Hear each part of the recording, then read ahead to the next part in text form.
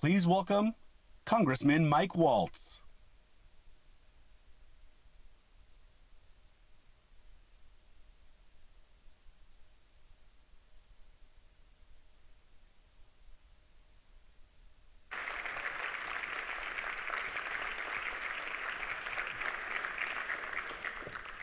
Good morning and welcome to the Reagan Library. My name is David Trulio and it is my privilege to serve as the President and CEO of the Ronald Reagan Presidential Foundation and Institute. We begin all of our programming here with a Pledge of Allegiance, so I'm going to ask that you please stand and join me in honoring those who serve and all those who serve under our flag. I pledge allegiance to the flag of the United States of America and to the republic for which it stands, one nation, under God, indivisible, with liberty and justice for all. Please be seated. Before we go further, I'd like to recognize two very special people here in the room. Former Congressman Elton Gallegly and his wife Janice. It's always great that you're here.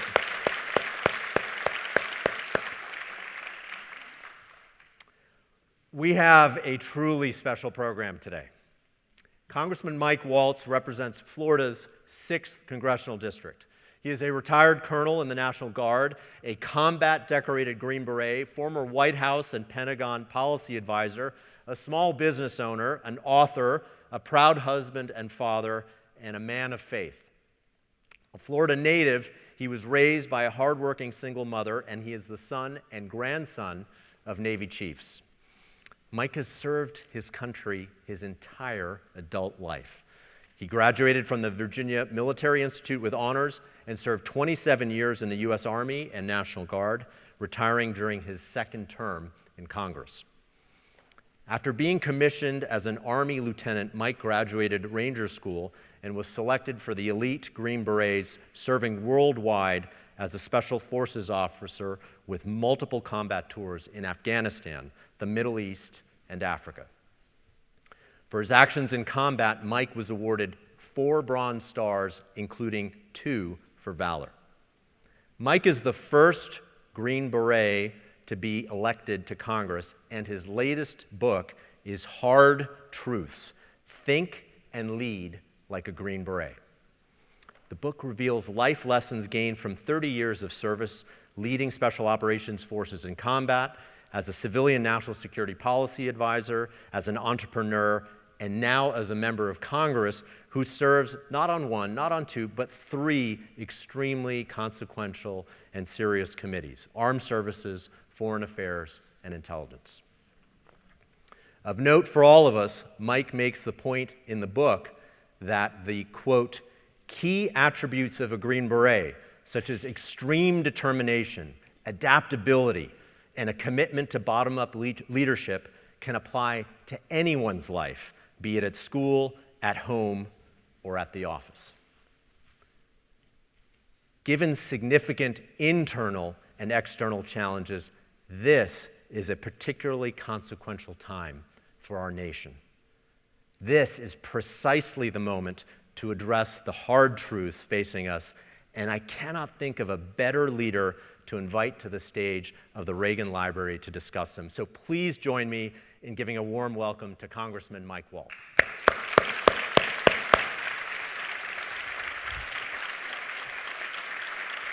Welcome. Right over there.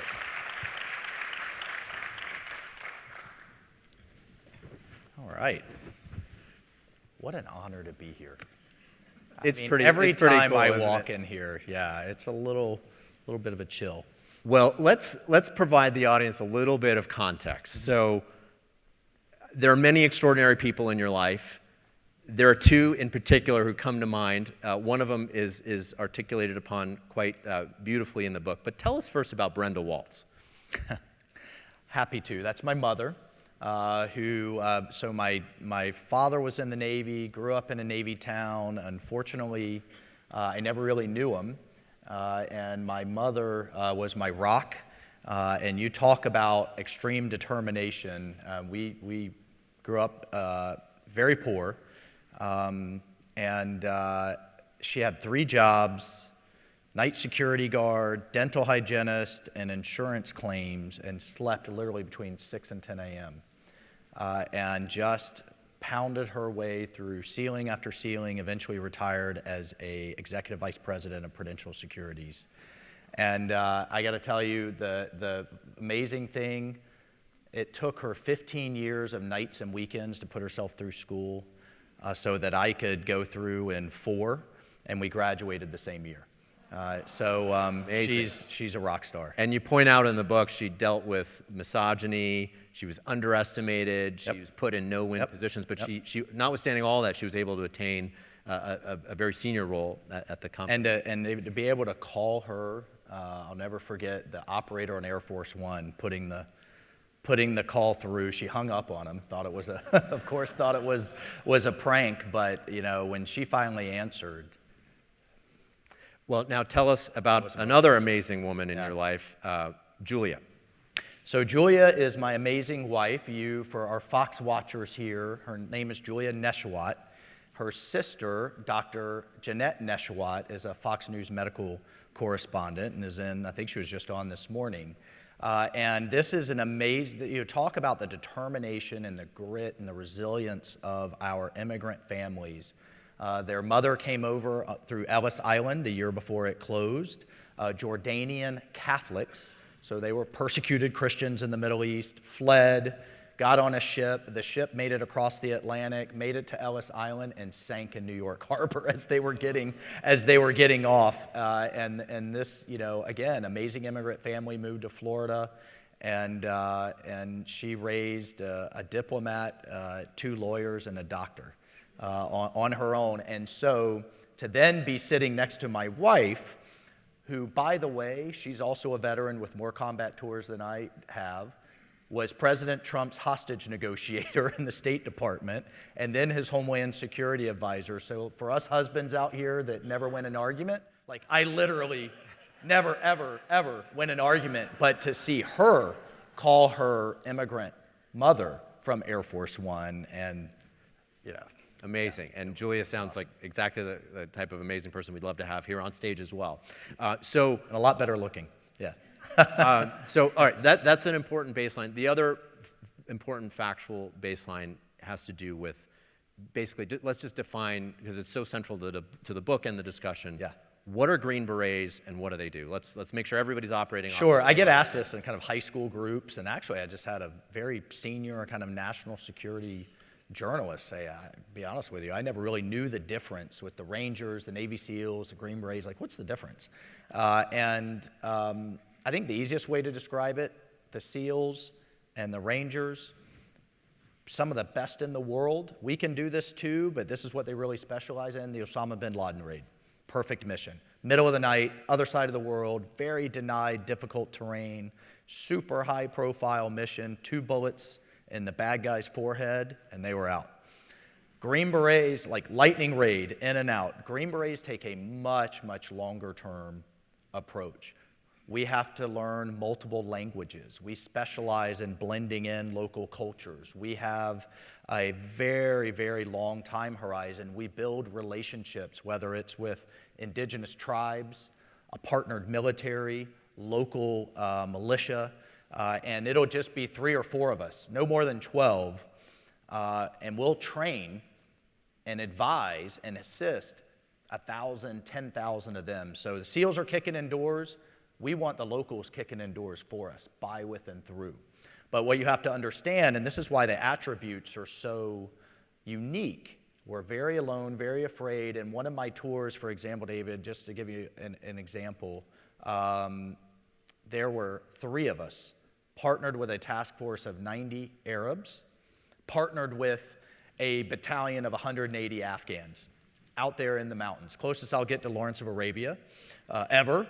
And if I never eat goat again the rest of my life, that's fine, because we were alone and afraid. And those attributes, and what I talk about in the book of kind of how do we marshal those tribes, how do we build those coalitions, different language, different culture, not good guys oftentimes. If I can do that, then I can deal with the tribes of Washington, D.C. and the swamp. And some days I think the swamp is tougher. And one of the really significant points you make in the book is that you have to act always consistent with American values. That's right. You cannot violate American law or countenance the killing of people who shouldn't be killed, things like that. So it's very high stakes, and you're very carefully filtered for your ability to act that way under pressure. Yeah, you can never lose sight of your moral compass. You have to be very clear what that is, because you're put in incredibly compromising. You're literally carrying around bags of cash, millions of dollars that we, operate with in that part of the world. And I tell the story of, I built this relationship with a guerrilla chief. They captured one of the government kind of secret police, and he's telling me how this guy had tortured his family, had killed his friends, and damn it, and we're standing right there, they're gonna execute him. They're gonna put a bullet in the back of his head, and now I have a dilemma. I can't be a party to a war crime. But he made it very clear, if I walk away, our relationship is done. We get into an argument. His men are putting their fingers on their triggers. My men are kind of putting their fingers on my trigger. What do you do? And kind of a light bulb went in my head. I said, no. He's much more valuable alive for the intelligence value that he can provide, right? And he says, great, let's torture him. I was like, no. And so then I'm really scrambling here. And then another light bulb goes on. I said, I can get him off to the CIA. And they have truth serum, right? That can get it out. And he thinks about it. He says, okay, I'll let you do that. And then, I'll give away the story. I look up and there's an instructor standing off in the distance with a psychologist writing all of this down. It was part of our final training exercise called Robin Sage. And so again, SEALs, drop them off in the middle of the ocean, middle of the night with a lot of gear and say, find your way home. And that's not for me. I'll jump out of a plane. But our training is much more psychologically intensive because you find, and I literally then tell the story in the book how I found myself in that exact same situation in real life and used the exact same trick. It worked. So it appears on the book, on the Green Beret, on the book, and it's the last sentence and phrase in your book, De oppresso liber. Tell us what that means. So that's Latin for to free the oppressed. Our history is we were actually founded under JFK, under John F. Kennedy. The Green Berets gather at his gravesite November 23rd every year and have a service for him. But he saw, the Eisenhower era, post-World War II, it was, why bother having an army or even a navy for that matter, because we're just going to nuke each other. I mean, this was the height of mutually assured destruction and the rapid development of our nuclear arsenals against the Soviet Union. Kennedy saw that we may not wipe each other completely out, but there's going to be these proxy kind of wars, these gray zone wars as the Soviets and the United States jostle for influence all over the world. And you had freedom fighters all over the world that were fighting dictatorial communist regimes, whether it was in Hungary, East Germany, Africa, all over the Middle East, South Central America, featured very prominently in the Reagan administration. And again, just take a few of us and we can help them with intelligence, with supplies, with air support, with training, with planning, and by, with, and through, work ourselves out of a job by making them able to fight on their own. I think one of the unsung success stories, two of them in history, was El Salvador. If you remember, communism was taking over Latin America. A few dozen Green Berets helped totally, completely turn the tide. Not just there, but Colombia as well, which was devolving into a narco state in the 80s. A few dozen Green Berets, by, with, and through the Colombian military, defeated the Medellin cartel, defeated the FARC narco-surgency guerrillas. And if you apply that to today, what do we have right on our border? We have narco, paramilitary, armed to the teeth cartels, the Mexican cartels. And I've advocated, as has President Trump, we're not talking an invasion of Mexico. We're talking very targeted application of cyber, application of space. How do we provide those military support elements to law enforcement to start taking these cartels out that are killing hundreds of thousands of Americans a year? Well, we're going to dive in. the last contextual question is, what was your motivation for writing the book? You're obviously a busy guy. You're super busy with Congress. You're an active father, husband. What compelled you to write this? I'm a masochist. It's a little bit. It was a lot of nights and weekends, but I really was compelled by, and many of the, I love talking to school groups, elementary schools, high schools, and the next generation that would ask me what's unique about a Green Beret. I wanted to tell that story. And then several times they asked me, well, how did you apply what you learned there and in combat to what you're doing now in Congress in this national conversation? And I thought those were some stories that needed to be told. Well, and there are a dozen traits, and we're gonna hit a number of them. Okay, I'll try to give faster answers. One of them is resilience. Yeah. And it's in the context of resilience that McDonald's comes up. Now, McDonald's has been in the news this week, and tell us about a 15-year-old Mike Waltz and showing up at 5:45 a.m., working the French fry machine, cleaning the bathroom. What was that all about? Well, I'll be a little snarky here, but my first job was in McDonald's, and I can actually take you to the McDonald's. I can prove it. It actually does exist. There's no need, and while we're at it, I should have clarified. It's Waltz with a T, right? I can load a shotgun, and I've carried a weapon of war in a war. And I retired as a colonel, not a general. There's no need to exaggerate, so I'm proud of it. Look, we all have to. There's dignity in work, and there are lessons in work.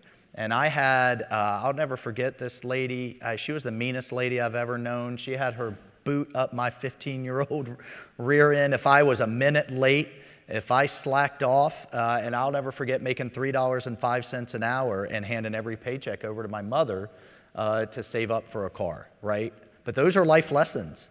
And I tell these over and over again. I get asked in high school groups all the time, well, what's the one lesson you want to leave for these kids? And it always kind of surprises them. I tell them, you know what? You're going to fail. You're going to fail over and over again sometimes. And the real test is, do you dust yourself off? Do you crawl down in your pity party hole, or do you dust yourself off and learn from what you did wrong and move on? And I talk about in the course, or in the book, how I failed in Ranger School and why I failed in Ranger School. And I had lost 30 pounds. I was miserable. I was starving. I hadn't slept in weeks. And they offered me a choice. You can go have a cheeseburger right now, buddy. Just go ring that bell and go back to your unit, or you can go all the way to the beginning and start over. And I started over, and I applied the lessons learned, and I gutted it out, and I did the same thing, and I got to do everything the hard way. I also didn't make it through Special Forces selection the first time either. You know what? That's going to happen. How do you pick yourself up? And I think in today's society, it's all about getting patted on the head and getting a trophy rather than you learn from your defeats far more.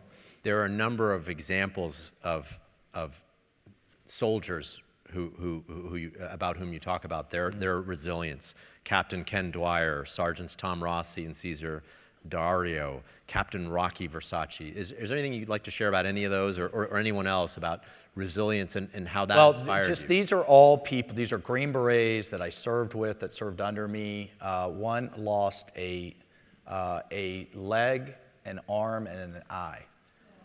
And the system didn't know what to do with him. You know why? Because he refused his disability payment. He absolutely deserved it, and nothing against anybody who takes it. He refused probably millions and millions of dollars over a lifetime of disability payments because he wanted to get back to his team. He was like, I'm not disabled. I can still do it. I can still jump out of planes. And he figured it out.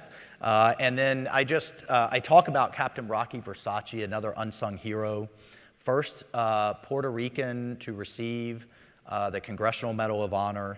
The last he was seen in a North Vietnamese prison camp as a POW, they were dragging him into the interrogation, broken and beaten so badly, he was screaming, "God bless America," at the top of his lungs. It's the last anybody ever saw him, right? Where does that come from? And I think we have our athletes and celebrities, that's fine, but these are the real heroes that I think our young people should be learning and talking about. Well, there's a great quote in the book exactly along those lines. Resilience isn't about imperviousness to injury. It's not about being a Hollywood superhero. Resilience is a moral strength, a metric not just of endurance, but of the choice to endure, to never, ever quit. Yeah. So really, really powerful. Now, in this context, you express concern about America's youth. You talk about a lack of fortitude among our young people. You have a college-age daughter. You have a young son. Tell us more about what you're concerned about. What are you seeing? Well, I just think, we're getting soft as a country. And I am a big advocate of getting us back to national service. That's not necessarily a draft. That's not necessarily just in uniform. There's all kinds of ways to serve. You can do national parks. You can do inner city tutoring. You can do FEMA Volunteer Corps. But how do we have our young people graduate high school, go serve a year or two, learn leadership, discipline, followership, right place, right time? If not, there's real consequences. And importantly, do it with fellow Americans that don't look or think or come from the same place that we do. And I tell the story of a Korean War veteran who came up to me after one of my talks. He had grown up in the segregated South, never had a relationship with anybody of color. And he said, I round the corner my first ship in the Navy to find out my bunkmate is black. And they were literally like almost sleeping on top of each other. And he said, we became lifelong friends because we had that forcing function. And he had that forcing function of not only discipline, but empathy for whether you're from downtown Detroit or a farm kid from Indiana. And I think that we get back to that.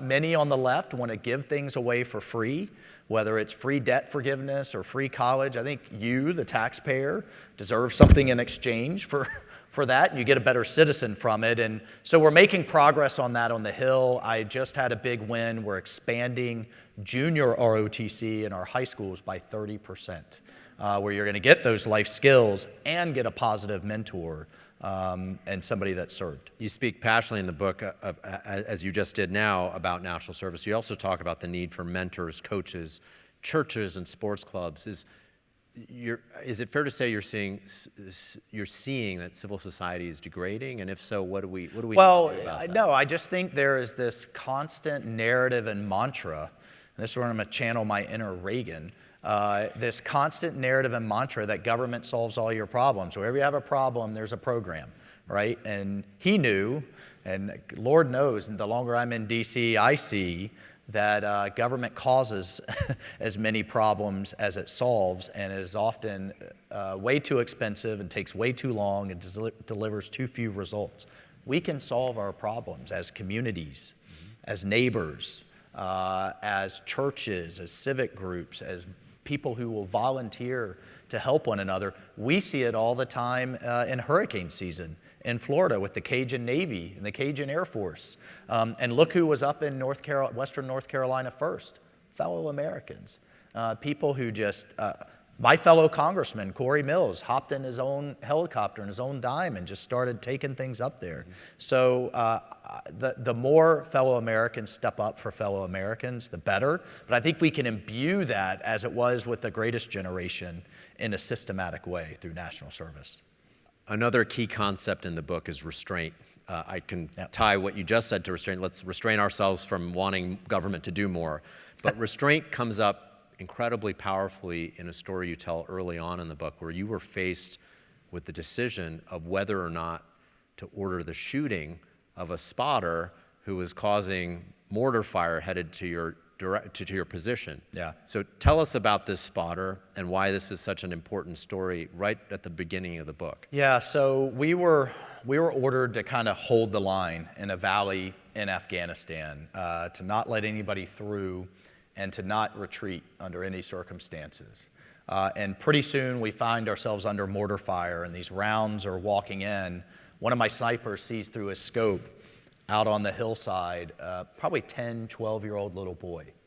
Every time he picks a cell phone up to his ear, another round comes in closer. And after a few seconds, my sniper asked for permission to take the kid out. And for our shooters in the crowd, he was shooting a 50 cal Beret. You know what that round would do to a little boy, and this is all going through my mind as the rounds are coming in.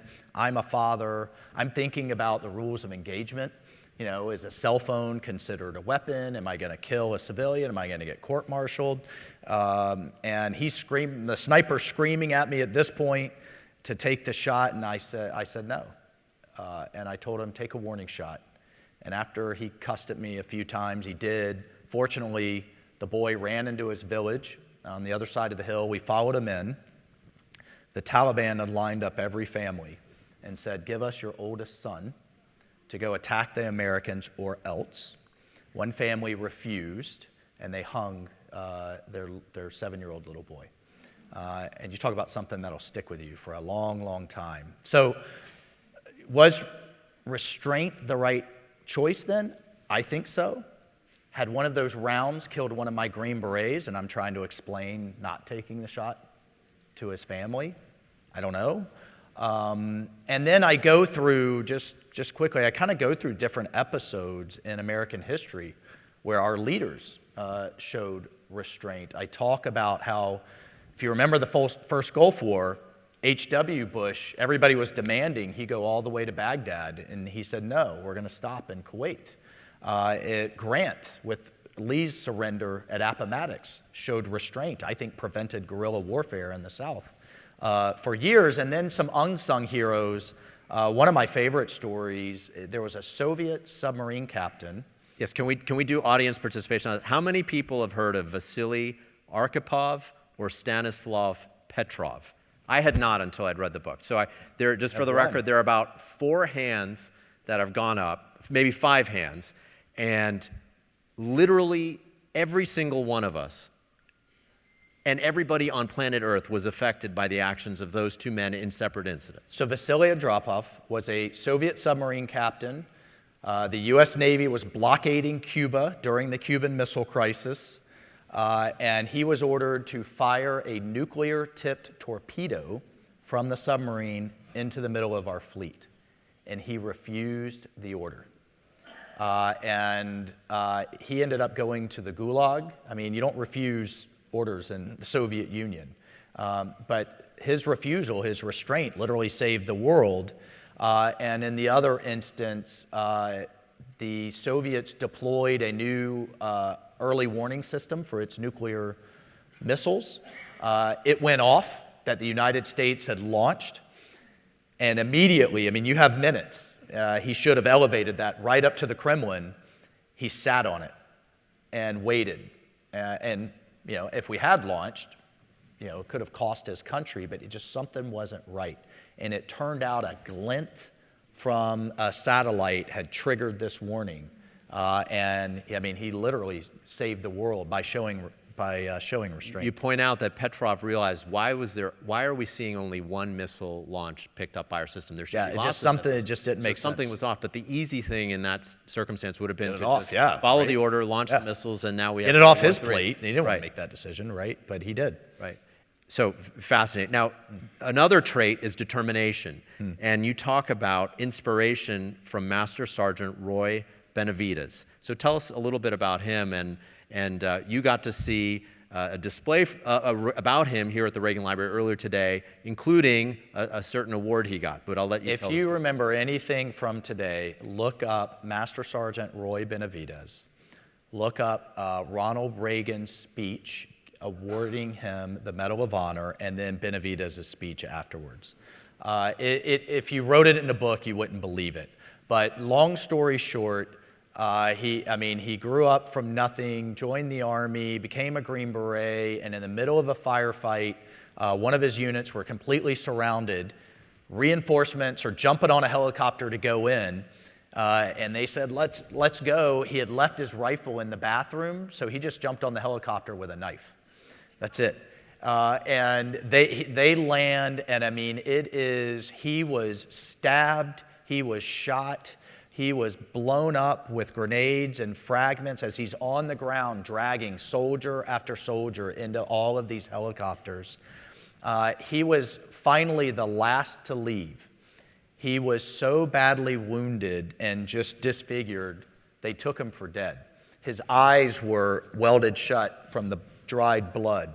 He literally couldn't open his eyes, and he gets back to the base, and he feels and senses the zipper of the body bag coming over him. But fortunately, a medic leans over him, just kind of one last check, and he manages up enough spit to spit in the guy's face and signal that, like, I'm alive, right? And just where do these humans come from? And this was a young man, Mexican-American kid from Texas, grew up poor, and just a tremendous, tremendous patriot in war. But I do not do his story any justice. Roy Benavidez, it's on YouTube. It's one of the most watched videos ever.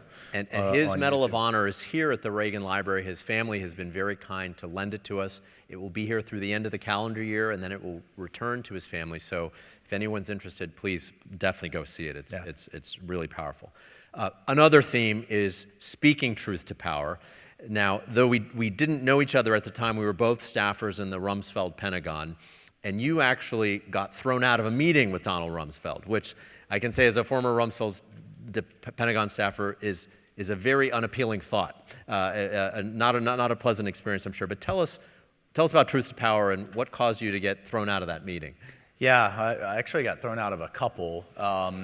But, you know, and in these meetings, there's the big kind of, oval table and the principal, the undersecretary or the 3-star, and then you have the note takers in the back, and there's kind of this unwritten rule.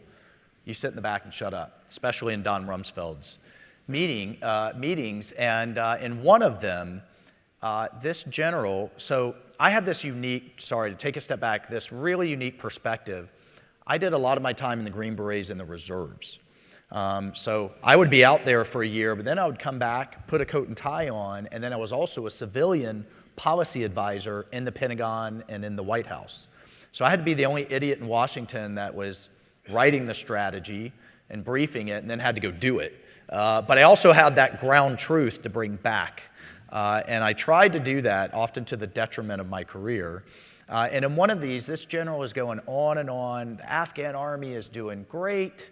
We're training them great. They're going to be, I'll never forget, he said, they are going to be able to completely fight on their own within a year, which of course coincided with his term out there commanding the training. And this was 2007. And I kind of spoke up from the back row and basically said, this is BS.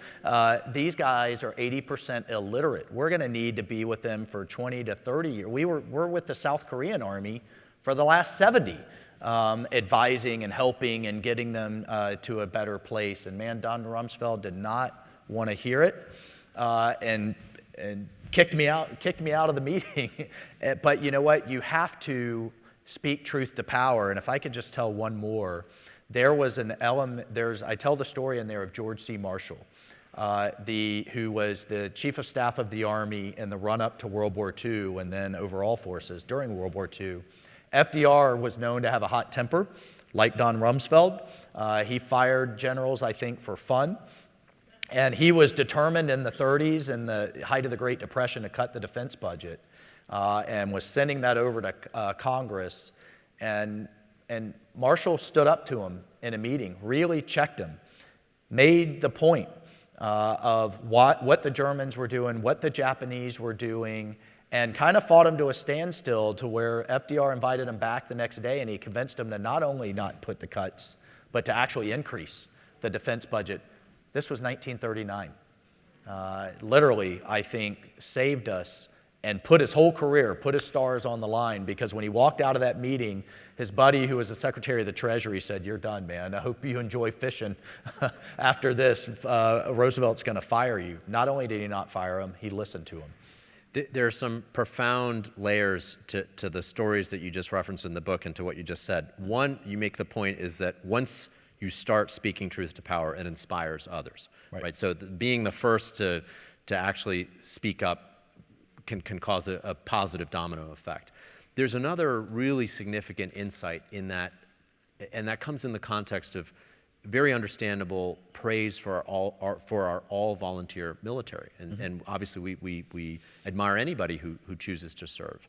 You make the point in the book that because that kind of a force essentially is a career force, that creates the risk aversion of not wanting to stand up and essentially put their careers on the line. Now you, as you just pointed out, you had a life outside of the military. You could get smacked, you could have even gotten fired. But tell us about the challenges that come with that all-volunteer career military. This is a nuanced point, and I have to make it carefully because I do believe the all-volunteer military is the right way to go, and it is the best in the world. But it does come with a downside that I don't think is fully appreciated. Actually, H.R. McMaster wrote a great piece on this as well, in that when you have an all-volunteer force, you basically have a career force.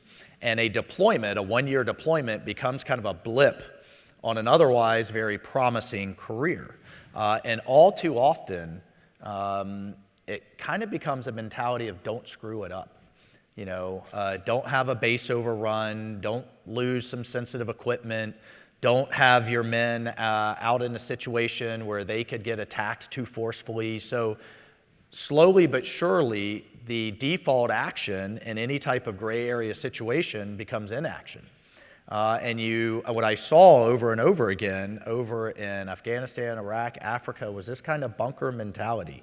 A lot of lawyers at every level of our command, risk aversion, that had kind of seeped in, and layer upon layer of these kind of bureaucratic rules that were layered in over time that really tied the hands of a lot of our junior leaders as compared to with the draft. World War II, you were sent over until you won, right? So your actual incentive was to take every risk necessary to win. Why? So you could get back home.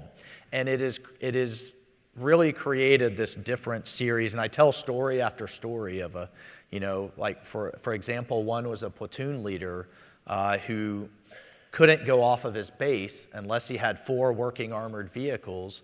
Well, he only had 5, and 3 of them were always broke, right? So then I said, well, why don't you walk? You're infantry, go walk out on a patrol.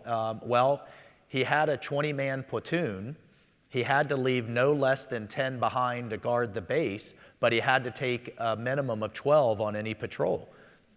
Do the math. Right? So he literally did. So I just instance after instance I talk about in that chapter where, and I also talk about it in bottoms-up leadership, where as senior leaders, we need to be empowering those that are closest to the fight, or even in a company, closest to the customer or closest to the sale, give a vision, maybe some strategic guidance, and let them go. Trust your people, train them the right way.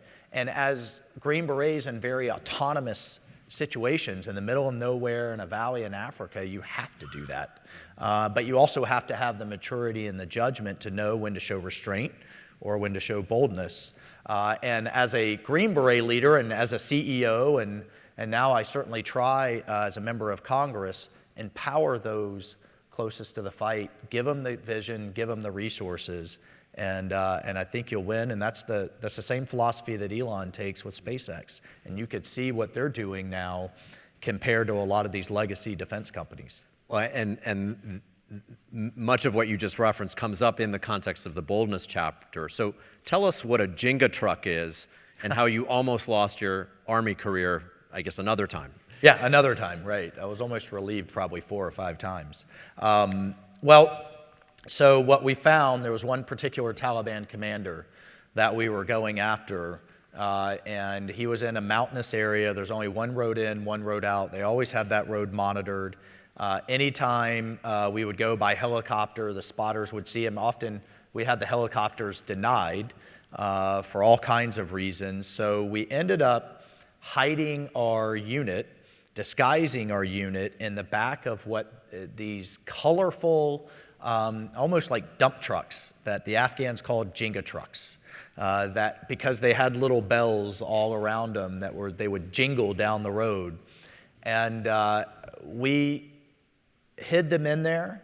There's no armor. No armored, no anything. Had they been spotted, it would have been a really bad situation. But I also knew we had to take the risk, and I, as the commander, would take that risk, make those judgments, do the assessment. We ended up getting our guy and saving that village, who he was torturing some of the elders who had refused to work with him. But on the way out, my higher command found out, because I had basically told them we were on a patrol. And I almost got relieved for probably about the fourth time on that mission. But that's the kind of adaptability we need to show, and it's the risk that we need to take. And you weren't worried about preserving a long-term Army career. Right. So let's talk more generally about Afghanistan. Like so many Americans, you were devastated and outraged by our disastrous withdrawal, and you speak very powerfully and at length in the book about that. You say that the leadership that was displayed in connection with that was the opposite of Green Beret principles. And I'm curious if you could elaborate on that, and also what are the long-term strategic implications for the United States of that withdrawal? Yeah, it still deeply angers me and hurts me to even talk about that disgraceful debacle of a withdrawal. For a couple of reasons. I'll get to the broader point, but I think, in parallel to it is the chapter on loyalty. And in one of those, I talk about one of my interpreters, Spartacus. And, when you're embedded in these local cultures, you don't have a company of Marines around you. You have to build a level of trust and a level of loyalty. And one of my interpreters is a young man named Spartacus. This kid learned English by listening to rap music and watching movies. So he would string together a series of cuss words that just made no sense. But he would literally die for that flag, just as any of one of us soldiers would. And we trusted him with our lives. He pulled security for us. He was in firefights with us. He deeply, deeply loved America, and he hated Al-Qaeda and the Taliban, mainly because he was one of 5 kids. He had 4 sisters. None of them could go to school in these areas. And so, unfortunately, and this is why, if you remember kind of over the withdrawal and how upset, how furious we were that Biden and Harris left our interpreters behind. They got the wrong people out, left the right people behind. The Taliban got a hold of him one day, unfortunately, drug him back to his village and beheaded him in front of his family, with his family standing in the front yard, to send a message to the whole village about working with Americans and don't you dare ever again. I contrast that, if you remember Bo Bergdahl and that traitor that walked off his base. We knew at the time, I was deployed there and was charged with leading the search for him. We knew that he had stacked up his gear on his cot. He had sent emails to his father denouncing America and defected to the Taliban and was actually giving them information on us. Unfortunately, they got him over the line into Pakistan. We knew he would be a tremendous propaganda victory, but in our ethos, even a traitor, you leave no American behind. We were determined to get him. Never in a million years, though, did I think I would wake up one day and see Obama with his parents in the Rose Garden declaring him a hero, and Susan Rice saying he served with honor and distinction. My first ever appearance on Fox I was the first to go on national television and say, "Time out, America. Not a hero. Put up your ticker tape parade. Here's a traitor." And oh, by the way, the 5 Taliban that we traded for him, that Obama traded for him, went on to kill more Americans. So I contrast that. It is amazing, though. I mean, we traded a traitor for 5 Taliban out of Guantanamo. Right? I mean, you can't make this stuff Nuts. Up. And so loyalty, trust, betrayal, that transcends national lines. And to your point on the withdrawal, look, those people that we left behind are being hunted down by the Taliban right now as we speak. There are veterans groups that are still doing everything they can to help. I talked to one veteran. He's exhausted his savings and his kids' 529 plans, keeping his former interpreters alive over there in hiding. We can't let go. We can't just hang up the phone. And in terms of implications for all of us, well, Al-Qaeda's back, ISIS is back. Now they have $80 billion of our training and equipment to, that sadly, I fear if we're hit again, some future Green Berets and Americans are going to have to go back and deal with. And it sent the signal to Putin, to Xi, to everyone. I think it was the spark that lit the match on the world being on fire right now. Right. So I want to be clear. Are you saying our debacle in Afghanistan led to Ukraine, to that invasion? Oh, I think it absolutely did. Oh, I think it absolutely did. And not only that, it led to October 7th. As well, because you could have the most capable military in the world, but if your adversaries don't respect and fear its commander-in-chief, then you're going to see you're going to have these kind of ramifications. You've been very vocal about Ukraine. You were in Ukraine before the invasion. Mm-hmm. What was the Green Beret role in Ukraine pre-invasion? Well, twofold. Number one, it was President Trump. This is not partisan. This is just fact. It was President Trump that gave Ukraine lethal aid when Obama refused after the 2014 first invasion. And he also deployed Green Berets to help train them on the javelins and on the missiles so that they were light years ahead of where they would have been if we had stuck with the Obama policy. And that was under both those javelins and Green Berets were training them, and the Florida National Guard, through the state partnership program. Through the state partnership program.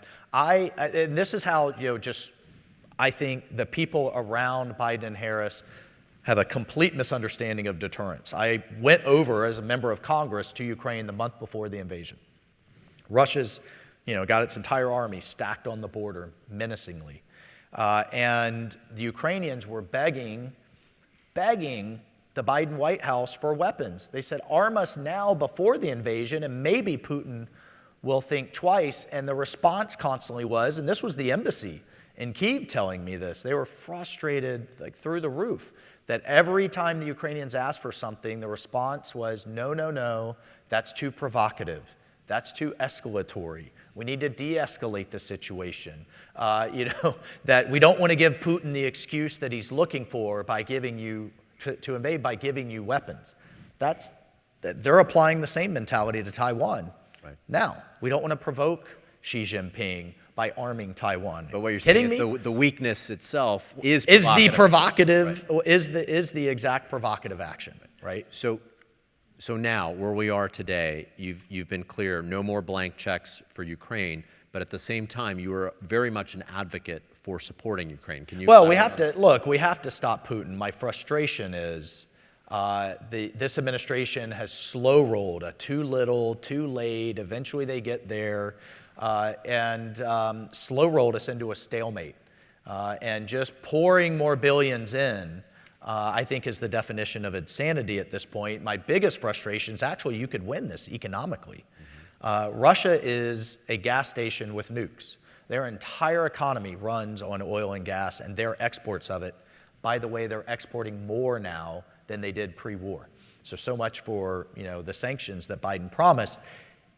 Meanwhile, you shut down our Keystone XL pipeline and you put a ban on exporting American cleaner natural gas. If you would simply flood global markets with our oil and gas, you drive down the price of it, Putin's economy and his entire war machine is now on life support. And oh, by the way, Iran's too. Yeah, exactly. And oh, by the way, our inflation problems. So it's just asinine, bad policy out of this administration.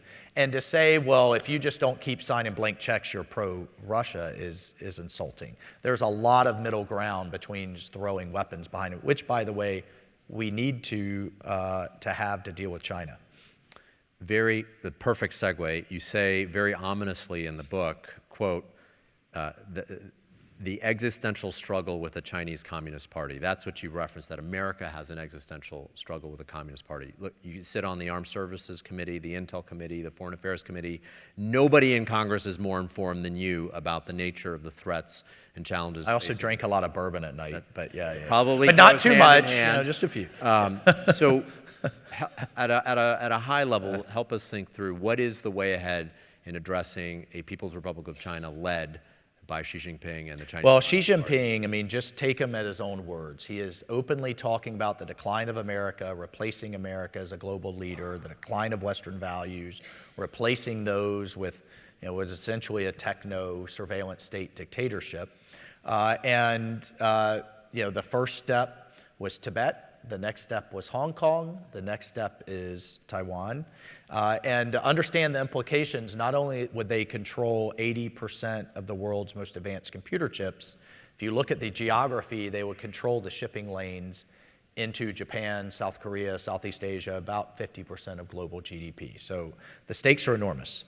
But what we need to fully appreciate is there is the element of having a military that is ready, even though their Navy is now larger than ours, their Space Force is larger than ours, and they're tripling, not doubling, tripling the size of their nuclear arsenal. This is a 1930s era kind of, Nazi Germany-sized military buildup.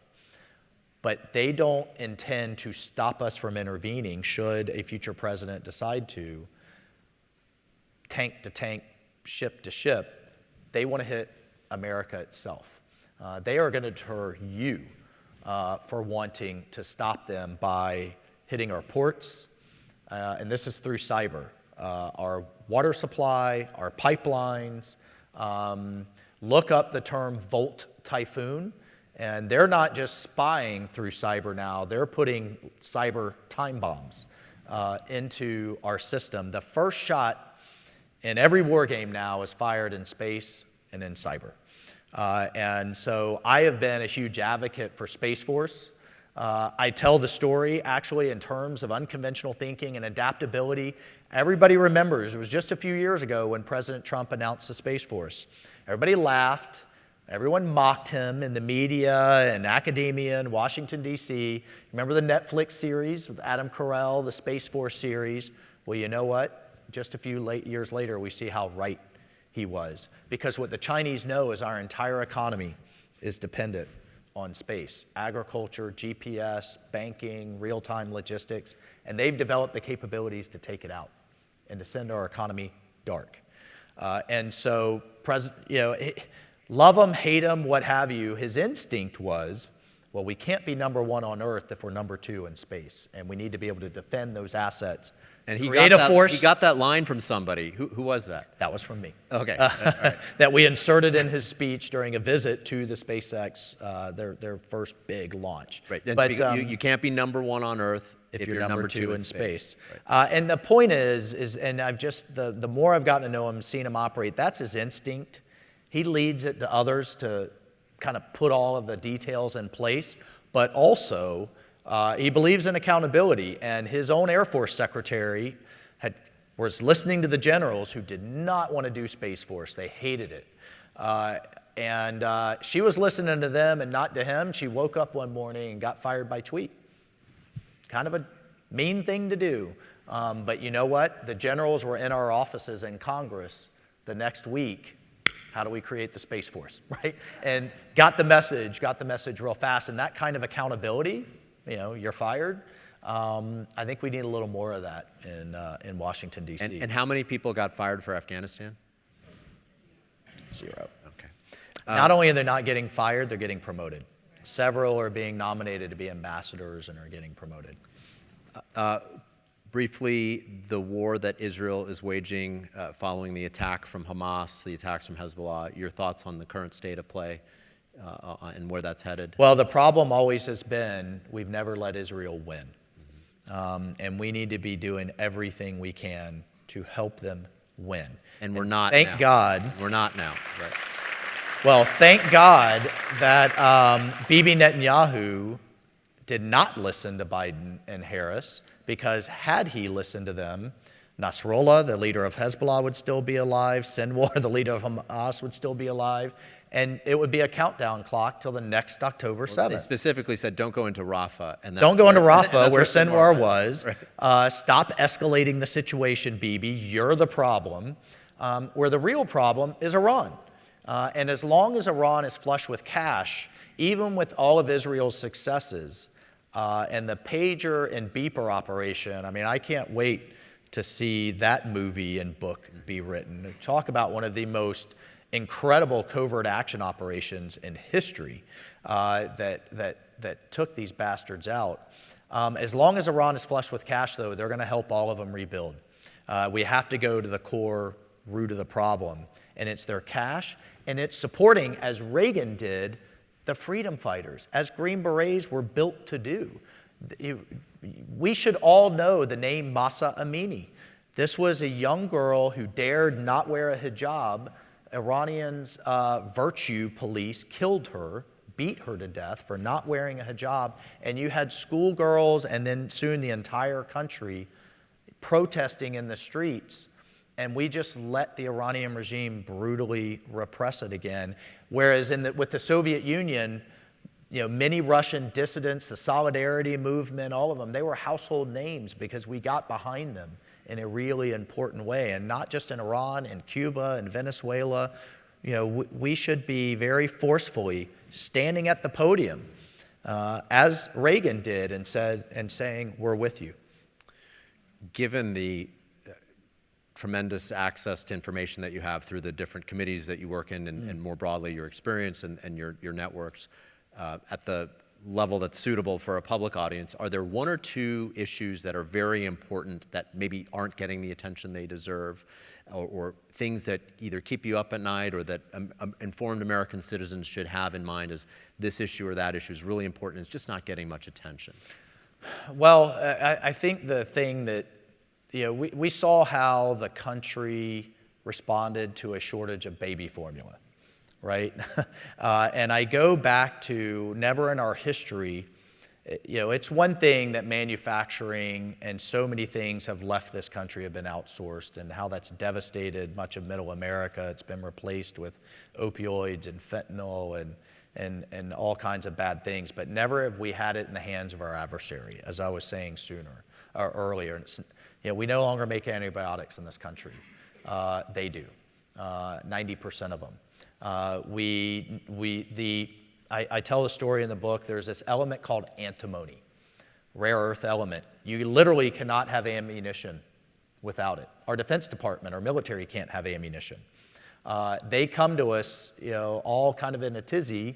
We dig into the problem. Turns out the only countries in the world now that mine and refine antimony, Tajikistan, Russia, and China. And China withheld the last 4 shipments. And I was like, oh my God, well, what's the plan? Oh, well, we're going to ask the State Department to ask them why. That was the plan. So I put in legislation, you're going to stockpile warehouses full of antimony until we can reopen the 5 mines in the United States that have been shut down because of environmental permitting, right? So, and then, the last one, just to make you all want to drink, you should have a bar in any of my talks, but we no longer make ships. And so 80%, of our economy runs on trade, what we export, what we import. We used to be the biggest shipbuilding nation in the world. We've gone from 300 shipyards to 20. Last year, the Chinese received orders for 1,500 new ships. We received orders for 5. So if they tell those ships that they are now under all of their flag to stop going to U.S. ports, that's a big problem. So look, I'll just leave you with this. When you hear the term about made in China, made in America, it's not just kind of a feel-good jobs issue. It's a national security issue. So please, I know it's hard, buy American. When you see made in China, put it down. We are doing what we can to get those supply chains out. We've got to do it faster. We need some corporate patriotism. And if I can't get them here, then I at least want them in the Western Hemisphere where we can access it. We have all of the energy, food, critical minerals that we need from Canada to South America. We need a Monroe Doctrine 2.0, and we need to kind of start taking care of ourselves. And that is my backwards way of articulating at least what I think an America First agenda is. Mm-hmm. You and I are about the same age. We both grow up with Ronald Reagan as the major formative presidential figure in our childhood. Without any prompting, Congressman Waltz is wearing a Ronald Reagan signature tie today. So very pleased to see that. You actually mentioned Ronald Reagan 5 times in your book. I'm curious, what does Ronald Reagan mean to you today? Yeah, so he had that moral clarity when all of the establishment, the media, the experts were telling him otherwise. He had the moral clarity to stand on that Berlin Wall and tell Gorbachev to tear it down. And even the State Department, everybody else, oh, that's too provocative, it's too escalatory. No, he knew what was right. He had his moral compass. He knows, the difference in him and all of his predecessors is they sought to compete with the Soviet Union, live alongside, contain. He said, no, we are right, we are just, they are evil, and we are going to defeat them. And led the nation in that quest to do so, and did it. And I think we need that moral clarity in our leadership today. And anytime I can come back here and learn those powerful lessons, I can send every high school group in America, not only here, but also to Normandy, where the greatest generation literally saved the world. We were just talking backstage, between It's a Time for Choosing and The Boys of Point to Hawk. Those are my 2 favorite Reagan speeches. Amazing. And the Time for Choosing speech, the 60th anniversary of that is this coming Sunday. So very, very powerful.